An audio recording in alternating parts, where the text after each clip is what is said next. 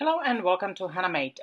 Last weekend I was playing with the jeweler a lot and I decided to show you how to do a very simple ring opening and closing, which is super handy for any kind of jewelry repairs or if you are making new items from jewelry.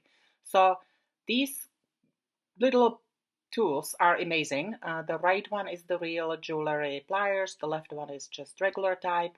There are many different types, but good quality tool is the base. And then I have a chain, one simple chain. I picked this one because it's easy to see. Usually I would use something smaller, right? For different project, you would use different size of rings and you simply open it. My way of opening the ring itself is to hold it with both hands with one set of pliers in each hand, and then basically with counter pressure you open it up. I hope you're able to see what I'm doing with my hands. I am much better with my hands than my words, and that's it. So I just basically attach the ring to the end and a carabin so I can hang it up. So that was super simple, right? I will show you similar process again. It's always the same process, by the way, for most parts. Again, so those are my little cutters. So I cut away the length that I want to work with. And then I have a spare necklace with lots of different rings and chains I can take apart. So I like to use bigger rings, right? Because they are kind of chunky and good looking. I can attach more things to it. And that's it. I just simply took it off and I use it on the other chain. By the way, you do need a little bit of strength, but it's not that hard, and you need a little bit of practice. To be able to close the ring completely can be a little tricky. So that was very easy, right? I will repeat the process a few times, and I hope you can see the details on my hand. So again, I'm chopping off the chain, making whatever I'm making, it's a bead streamer or sun catcher, shorter. And then because the chains on it are kind of small, I would like to attach bigger ring so I can attach carabin to it, right? So I can easily hang it up or anybody else. So now I closed it up right now. But it's basically the same process, and I would like to recommend you first of all have a good area you can sit with good light, possibly reading glasses, magnifying glass, and at least two pairs of the nose pliers. They are very important. You see that so I'm right-handed, and I kind of trust my right hand more, but left hand eventually becomes strained easily too. So I eventually, when you work a lot with the pliers, you will realize that it is easy to use them all the time. Like as you can see, I'm kind of alternating between using pliers, using my hand. Eventually, when you become good, you will be using pliers only. By the way, the pliers, the blue ones on the right side, they are magnetic. So sometimes um, pieces of metal, such as the little rings, get attached. That's why I'm kind of flicking them with my thumb. It is fun process. You can do so much once you learn this basic attaching to pieces of chain or detaching. You will use it so much for many different types of jewelry making, from earrings to necklaces, whatever. I do think that any kind of jewelry you make, if you just use the elastic string, it looks pretty decent, and usually nobody knows. But sometimes they can break, and I do think that um, using metal chains or the rings, it's much more, I don't want to use the word classy, but I think it applies. But my main goal is kind of, it makes it more durable. It makes it richer. It makes it more classy, I guess. So here on the bottom, I just attach one ring with three, whatever, little dangly thingies. And now again, I'm putting extra ring there so I can put the carabin on. As I said, same process over and over.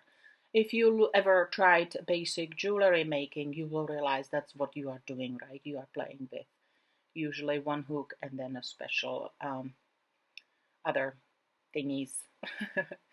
So the one more thing I would like to mention, that sometimes when you use traditional nose pliers, they may be a little harsh on the pieces.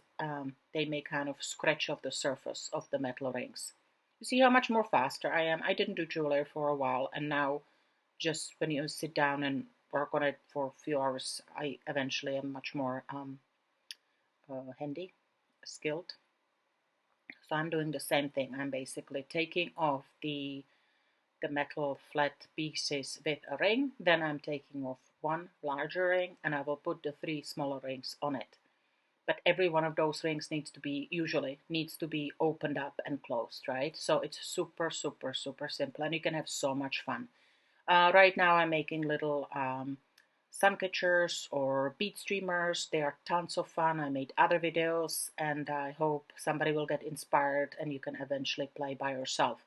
The other thing that I value about this hobby is that I am using mostly jewelry that was um, somewhat discarded or donated to a thrift store, so I'm buying secondhand. Ta-da! And that's it. I'm quite pleased.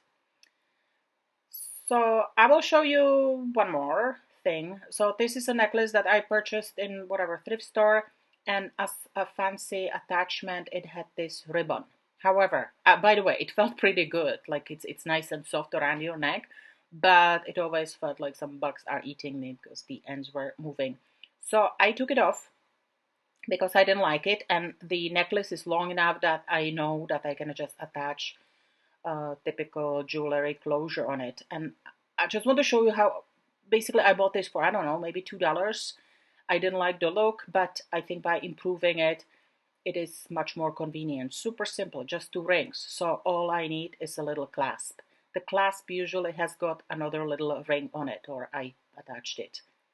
So basically you're always attaching ring to another ring, right? By the way, this little skill is also super handy if you break your necklace, if you need to fix it up, right? And the kind of somewhat important thing, at least to me, is to be able to use same at least shade of metals. If something is brassy, I wouldn't mix it with silver, and the other way around. If something is silver, like this is silver, I wouldn't put brass closure on it, right? It's just one little thing to remember. Plus, there are different sizes that fit pieces, right? Okay, I will show you one more piece. So somebody gave me this old-fashioned necklace. It looks complicated, but I get excited because it has got lots of little rings, right? Every bigger ring with a bead is actually attached with another ring. So I knew that there will be potential to make many pieces from it and also have leftovers for other use. But I do want to again show you that I hope that this piece is kind of like the whatever 80s weird fashion. However, what I created is kind of cool. And I am literally using just the same method of opening and closing the rings. And more I do, easier it is, right? So you can kind of already see like the little shape that I'm creating, that I am making, I guess, bead streamers. I'm putting everything in one direction on one chain, right? And then I'm deciding what length I want to make each of them individually.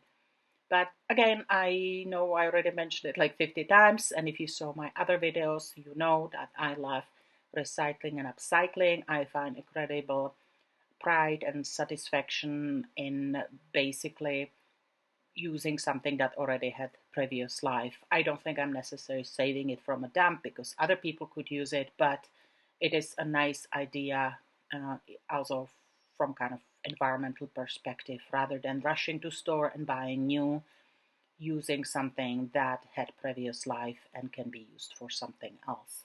I really like it. I enjoy it. I found huge satisfaction in this. So this was just one, and this is the final product. Pretty cool, right? So you see I made 3 little sparkly streamers that I think look really pretty considering what it was before. Okay, I hope you got inspired. Thank you for watching Hannah Made. If you like my ideas, you can follow me on Instagram or on Facebook. Thank you.